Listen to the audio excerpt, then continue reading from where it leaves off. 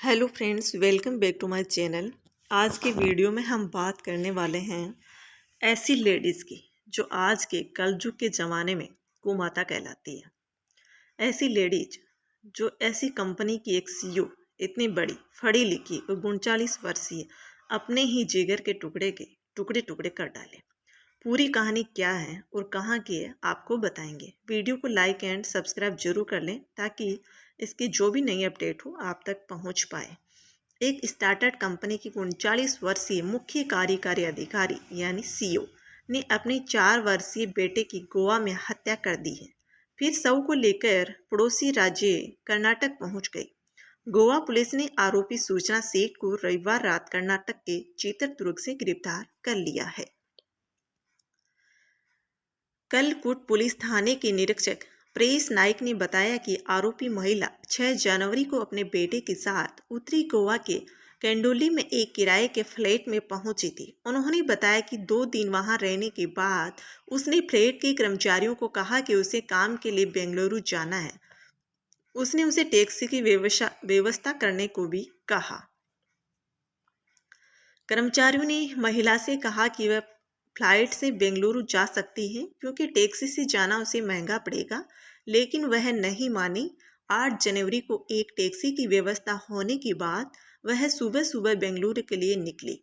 बाद में जब कर्मचारी उस कमरे की सफाई करने के लिए गए जहां वह रुकी हुई थी तो उन्हें तौलिए पर खून के धब्बे मिले। उन्होंने इसके बारे में तुरंत कलकुट पुलिस को सूचित किया और एक टीम मौके पर पहुंच गई। कर्मचारी ने पुलिस को बताया कि जब महिला फ्लैट से निकली थी तो उसका 4 साल का बेटा उसके साथ नहीं दिखा। उन्होंने इस बात का जिक्र किया कि महिला के पास एक भारी बैग था। पुलिस ने महिला से पूछताछ की और उसे खून के धब्बों तथा उससे लापता बेटे के बारे में सवाल किए। महिला ने बताया कि खून के धब्बे उसके मासिक धर्म के कारण थे। उसने पुलिस को बताया कि उसका बेटा मंडगांव शहर दक्षिणी गोवा में उसके दोस्त के साथ है। उन्होंने उनका एक पता भी बताया। तलाशी के दौरान बैग से लाश निकली। फरतोड़ा पुलिस मंडगांव के पास की मदद ली, लेकिन पता चला कि उसने जो पता दिया था वह फर्जी है। निरीक्षक की बाद में टैक्सी चालक से फोन पर बात की। उस समय बेंगलुरु जा रहा था और चित्रदुर्ग जिले पहुंच गया था। चित्रदुर्ग कर्नाटक में है। निरीक्षक ने आरोपी महिला को कर्नाटक के चित्रदुर्ग जिले के नजदीकी पुलिस थाने ले जाने को कहा। नायक ने बताया कि चित्रदुर्ग में पुलिस ने महिला के बैग की तलाशी ली तो उसमें उन्हें बच्चे का शव मिला। उन्होंने बताया कि इसके बाद कलकुट पुलिस की एक टीम चित्रदुर्ग पहुंची और फिर आरोपी के ट्रांजिट रिमांड ली। ट्रांजिट रिमांड वो होती हैं कि वहां के कोर्ट से ली जाती हैं। ये मामला गोवा का था इसलिए। पुलिस ने आरोपी के पति वेंकट रमन को घटना की जानकारी दे दी। वह इस समय जकार्ता में है यानी विदेश में है।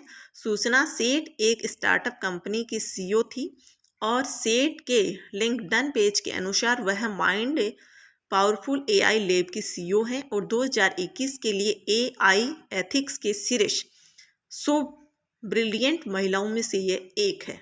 एआई लैब की स्थापना इसने करी। सूचना सेठ the mind powerful AI lab की संस्थापक हैं। वह 4 सालों से अधिक समय से अपनी कंपनी नेतृत्व कर रही है। उसकी कंपनी आर्टिफिशियल इंटेलिजेंस की प्रोग्रेस पर काम करती है। विदेश में की नौकरी। सूचना सेठ ने 2 साल तक ब्रकमैन क्लेन सेंटर में एक असिस्टेंट के तौर पर काम किया। बोस्टन मैसाचुसेट्स में उन्होंने आर्टिफिशियल इंटेलिजेंस के एथिक्स और गवर्नेंस को लेकर काम किया। उसने मशीन लर्निंग पर भी काम किया। सीनियर डेटा साइंटिस्ट भी रही।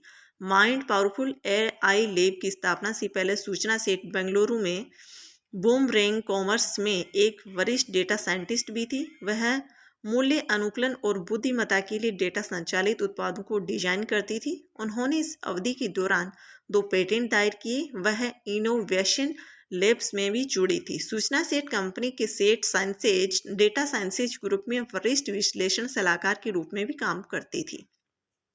सूचना सेठ ने कलकत्ता विश्वविद्यालय से खगोल भौतिकी के साथ प्लाज्मा भौतिकी में स्पेशलाइजेशन हासिल किया था। उसने 2008 में इस विषय से फर्स्ट डिवीजन ग्रेजुएशन किया था। कई डिग्रियां भी हासिल की। सूचना सेठ ने Ramakrishna mission institute of culture से प्रथम रैंक के साथ संस्कृत में स्नातक डिप्लोमा और Bhawanipur education society college Kolkata से प्रथम श्रेणी सम्मान के साथ भौतिकी में स्नातक की डिग्री प्राप्त की। और अपने कॉलेज के दिनों के दौरान सुश्री सेठ ने प्रश्नोत्तरी प्रतियोगिताओं में सक्रिय रूप से भाग लिया। इन्होंने बच्चों को हाथ से गला दबाकर उसकी हत्या कर दी। उसके बाद में खुद ने भी सुसाइड करने की कोशिश की। तो वो जो धब्बे मिले थे वो उसके हाथ में जो कट के निशान लगाया था उसके धब्बे थे। लेकिन फिर उसका प्लान चेंज हो गया और रात को इसने 1 बजे ही वहाँ का होटल छोड़ा और ऑटो जो भी टैक्सी थी वो करके ये जा रही थी। रास्ते में इसको ड्राइवर को कॉल करके और जो भी नज़दीकी थाना है उसमें रिपोर्ट करने को कहा और चेक करने को। इसके बाद महिला को चेक करने के बाद महिला के बैग में अपने बच्चे 4 साल की लाश मिली और इसके बाद महिला को गिरफ्तार कर लिया गया और वहाँ से गोवा लाया गया क्योंकि केस गोवा का था। इसके आगे का जो भी सूचना होगी आपको दे दी जाएगी।